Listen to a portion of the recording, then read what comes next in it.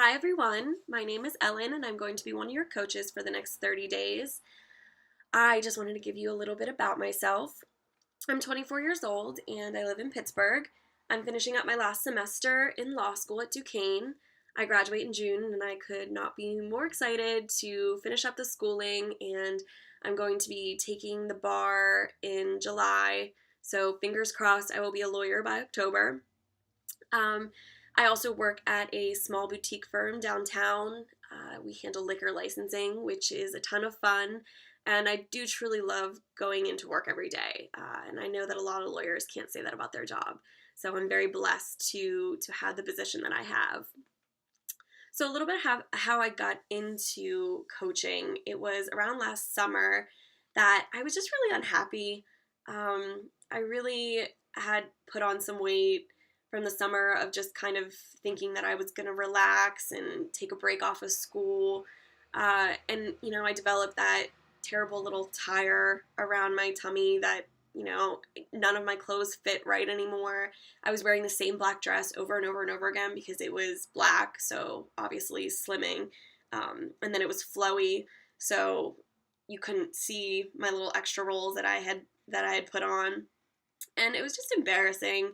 And I didn't really want to go out anymore, and I didn't want to see anybody because I didn't want anyone to think like, oh, geez, she gained a lot over the summer. So it was kind of fate that when I went to see Leanne's band play at the beer market, I was wearing that same exact dress. Um, and she just looked so happy. And she looked so her body looked incredible. And she was so excited to tell me about the challenge group. And I was in, I was sold right there. And it's been so incredible ever since. Such a great journey. I started off doing the 21-day fix, which taught me my portion control and kept me on track. It's really a foolproof way of figuring out how to eat healthy. And then the exercises were great. And now, next week, in 2 weeks, I'm going to be starting T25. So even right here, the accountability is incredible.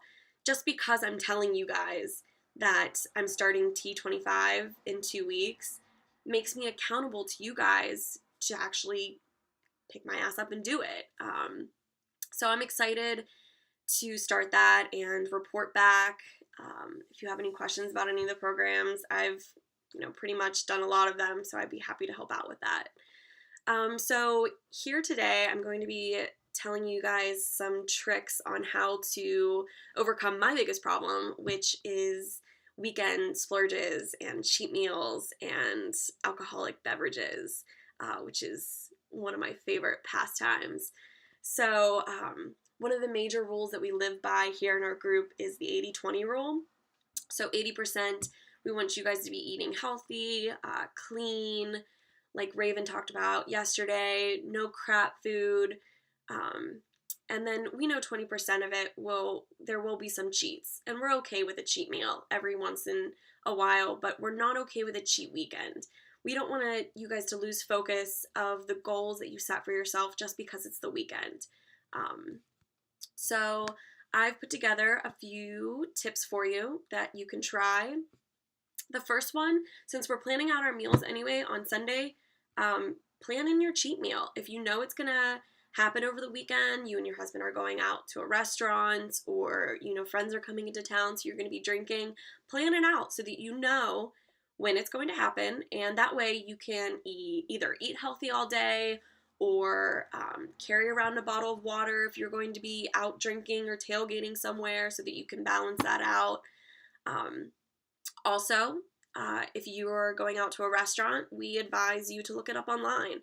A lot of corporate places have their menus online with nutritional charts there, because a lot of what you think is going to be healthy actually turns out to be really high in calories. So you might, once you look at the nutritional menu, you might decide something else. So we definitely recommend picking out exactly what you're going to order there. Another trick that I've found helps is that once you pick out your meal, either write it in your phone if you don't think you'll remember, or write it down somewhere, and then don't look at the menu when you get there at all. Don't even open it up, because I swear something about those menus makes you order the most fattening thing on there. And then, what was the point of planning it to begin with? So restaurants are tough, but they're doable, and you're not going to be throwing away a week of work just by going out to a restaurant once a weekend.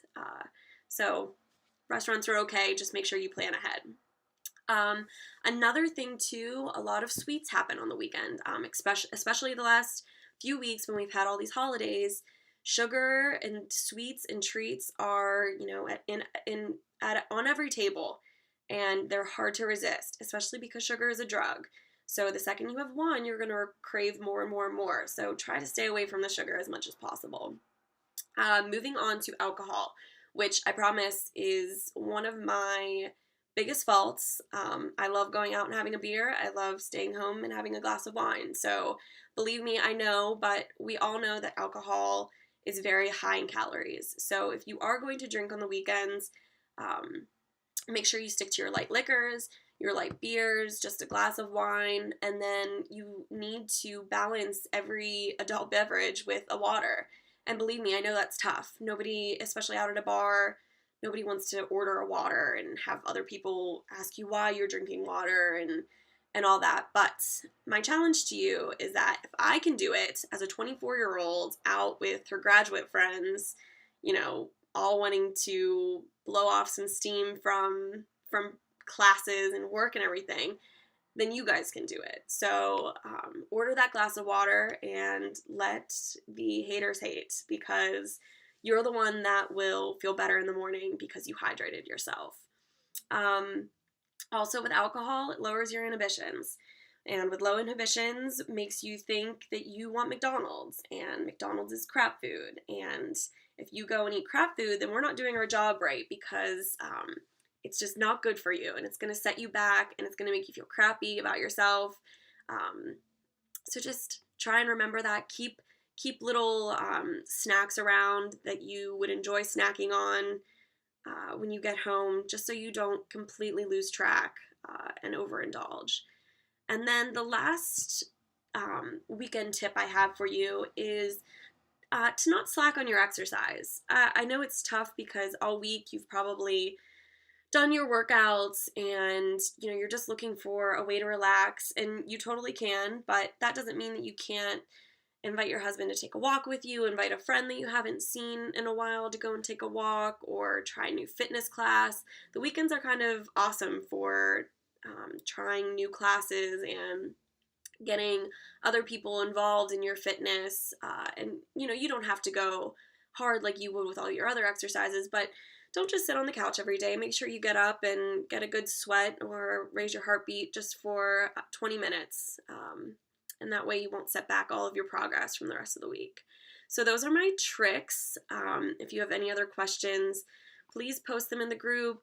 I'm excited for this challenge group to start. I'm excited. This is the first one I'm coaching, so please let me know how I'm doing, and the rest of us are just excited to be here. So enjoy the rest of your week, and I'll talk to you later. Bye.